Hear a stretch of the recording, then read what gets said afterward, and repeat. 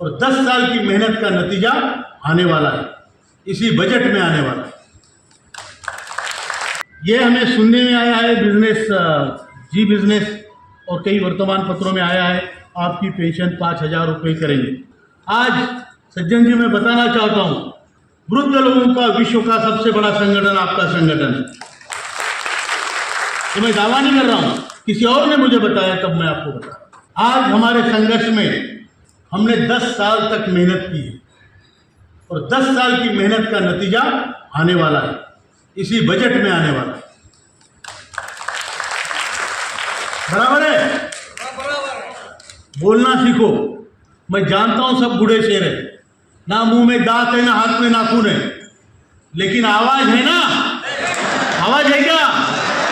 आवाज है? हमें ये सिद्ध करना है इस व्यवस्था को कि हम अभी तक जिंदा है। बराबर? लाइफ सर्टिफिकेट भरवाने से नहीं होता है। हमारे में जान है, ये जान हम अपने आवाज से बता देंगे हमारे में जान है, जिंदा है, ये लाइफ सर्टिफिकेट है। क्योंकि केवल फॉर्म भरने से कोई जिंदा नहीं होता। आज आप लड़ाई कर रहे हैं, बहुत बड़ी लड़ाई आपने खड़ी की है। कई लोग बोलते हैं कि 10 साल हुआ कुछ नहीं हुआ, 10 साल हुए। अरे भाई, कुआं खोदते हैं तो 4 दिन में पानी लगता है क्या? खोदना पड़ता है। और 10 साल हुए, नीचे हमें मालूम है कठिन पत्थर है, लेकिन उसके नीचे पानी है। अब आज अगर ये संघर्ष छोड़ दें तो पानी नहीं मिलेगा, मेहनत भी जाएगी। बराबर? इसलिए हमने ठान लिया है कि जो करना पड़े करेंगे, लेकिन पानी निकाल के रहेंगे। ये हमारा संकल्प है। ये किसी ने हमें दिया हुआ काम नहीं है। हम कोई किसी के पेट नौकर है क्या? सैलरी मिलती है क्या? नहीं। हमें कोई पैसा नहीं देता। हमने ये संकल्प का धागा बांधा है और ये धागा ये है, ये जवाबदारी हमने ली है और हम उसको सिद्ध करके दिखाएंगे। हम सब लोग मिलकर, जो लोग बैठे हैं सब मिलकर हम अपना जो अधिकार है वो लेके रहेंगे। आपने देखा होगा इतनी ट्रेड यूनियन है, हर ट्रेड यूनियन किसी ना किसी पार्टी की है। बराबर है? बोलो भाई। बीएमएस है बीजेपी की, कांग्रेस है इंटक की, C2 आईटक सभी कम्युनिस्टों की। कामगारों की यूनियन नहीं है, ये पार्टियों की यूनियन है। और वहां से वो आप में आते हैं बरगलाने के लिए कि हमारी पावती फाड़ो, हमारे साथ आओ। इन्होंने अब तक ये काम किया होता तो आज ये संघर्ष खड़ा नहीं होता। बराबर? इन्होंने जब तक आप में जान थी, जब तक आप पावती फाड़ने के लायक थे, तब तक आप उनके मेंबर थे। जब आप रिटायर हुए, आप उनके मेंबर नहीं हैं, आपको छोड़ दिया है। और आज उन्हीं वृद्ध लोगों ने जब साथ में खड़ा होने का संकल्प किया, तो आज ये यूनियन कहती है इनको कुछ दे दो। ये आपका संघर्ष है, यश भी आपका होगा, श्रेय भी आपका होगा। मैं किसी यूनियन के खिलाफ नहीं हूं, लेकिन उन्होंने कामगारों को छोड़कर सिर्फ नेताओं के पीछे पीछे लग रहे हैं, इसलिए कामगारों को आज ये स्थिति झेलनी पड़ रही है। बराबर है? लेकिन याद रखना, विश्व के इतिहास में जितने संघर्ष हुए और जितने बदलाव हुए, जितने बड़े बड़े ऐतिहासिक बातें घटी है, जितने सत्ता संघर्ष हुए, कामगारों ने जीते हैं। बराबर है क्या? जिंदा है तो बोलो, जिंदा है? आवाज चाहिए। एक तरफ से मैं भाषण देकर चला जाऊंगा, क्या मजा आएगा? आपकी तो भी बात सुननी चाहिए ना, मुझे भी लगना चाहिए भैया यहां हम जिंदा लोगों के साथ है। बराबर है? तो ये हमारा संघर्ष ऐसे जारी है। आपको एक बता दूं, प्रामाणिकता और जो ऑनेस्टी है, जो हमारी प्रामाणिकता है, जो हमारा उद्देश्य है, उसको देखते हुए आदरणीय प्रधानमंत्री जी ने हमको 2 बार चर्चा के लिए बुलाया, आधा घंटा चर्चा की और उन्होंने कहा कि ये काम होना चाहिए। ये उनके शब्द है। और उन्होंने हमारे सामने डॉक्टर जितेंद्र सिंह जी को बुलाया, वो पीछे खड़े थे, उनको बोला डॉक्टर साहब इनका क्या क्या है लिख लो, ये हमें करना है। उसके बाद काम अभी तक हुआ नहीं, लेकिन बहुत सारी चीजें हुई है। उदाहरण के तौर पे वित्त मंत्री जी ने 3 बार हमें बुला के हमसे चर्चा की, आदरणीय निर्मला सीतारमण जी। जो श्रम मंत्री है, 4 श्रम मंत्री बदले हैं तब से, उनके सामने हमने 40 प्रेजेंटेशन किए। कैबिनेट सेक्रेटरी ऑफ इंडिया ने हमको बुलाया, उनके सामने प्रेजेंटेशन हुआ। फाइनेंस सेक्रेटरी ऑफ इंडिया ने, expenditure secretary of India, bureaucracy का top cream and political top cream, इनके सामने हमारे प्रेजेंटेशन हुए।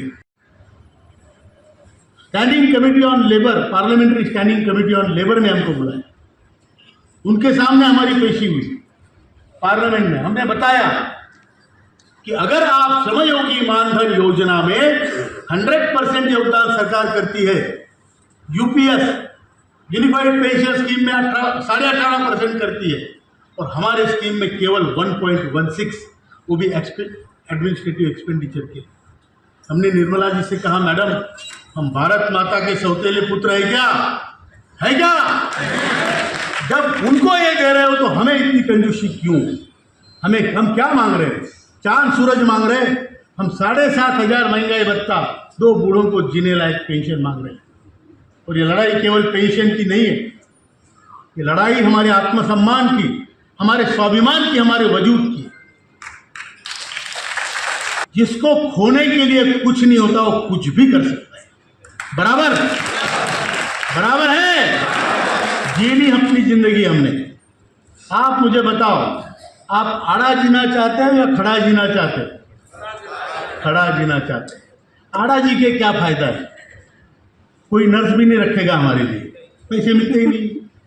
जब 50,000 रुपये हमको मिलते थे, जब काम पे थे, तो घर में सबसे पहला खाना हमको मिलता था। बराबर, उसमें गरम गरम घी भी मिलता था, घी नहीं तो तेल, जो भी।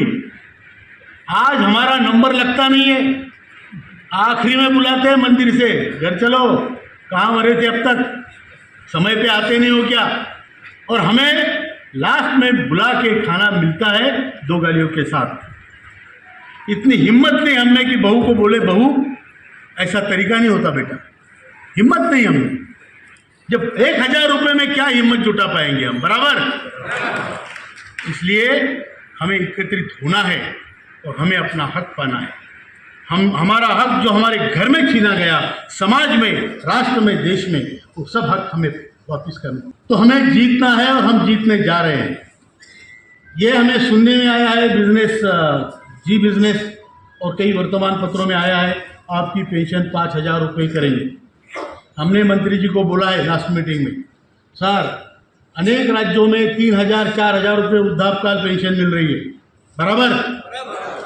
2 वृद्ध एक घर में होते हैं तो 6,000 रुपये लेके जा रहे हैं, 8,000 रुपये लेके जा रहे हैं। हमें 5,000 3,000 देंगे तो हम आपकी तरफ उस नज़र से देखेंगे।